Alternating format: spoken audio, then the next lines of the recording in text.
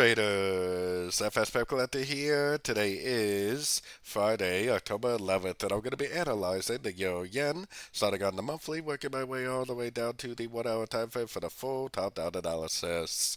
But first, don't forget to check out my website, fxpipcollector.com, if you would like to get access to my swing trade signals, my daily members-only live streams on Zoom, and my 34 video trading course. So anyways, on the Euro Yen, I do think this is the end of a wave 3. I do think this is now in a wave 4, which will probably go down to the 50% before it goes up for that wave 5. So let's take it right down to the weekly time frame.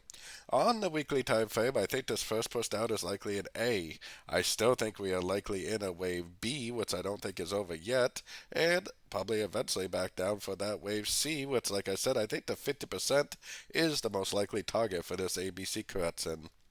Going down to the daily time frame. On the daily, I think this right here is the spike is the bottom of the wave A. I think this is a 1, 2, 3 up, 1, 2, 3 down, with a little bit of a lower low or an equal low.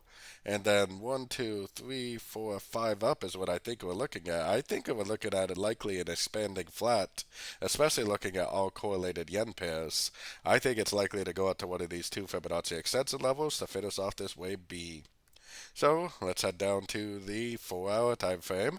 On the 4 hour time frame, structure is right here, so still no break of structure. Still looking for longs in an uptrend. Taking it right down to the 1 hour time frame.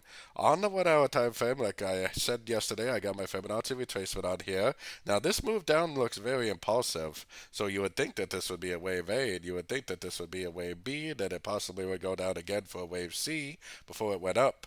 The problem is that sometimes what we think is a wave B is not a wave B, and it just keeps on trending and trending and trending, especially when you're in a strong trend on the higher time frames like I believe we are. So either way, I'm definitely looking for longs. I would probably want to be long right now if I could be. If not, I would be waiting for pullbacks. Be a little bit cautious because it possibly could go down and make a more proper looking ABC correction before it goes up.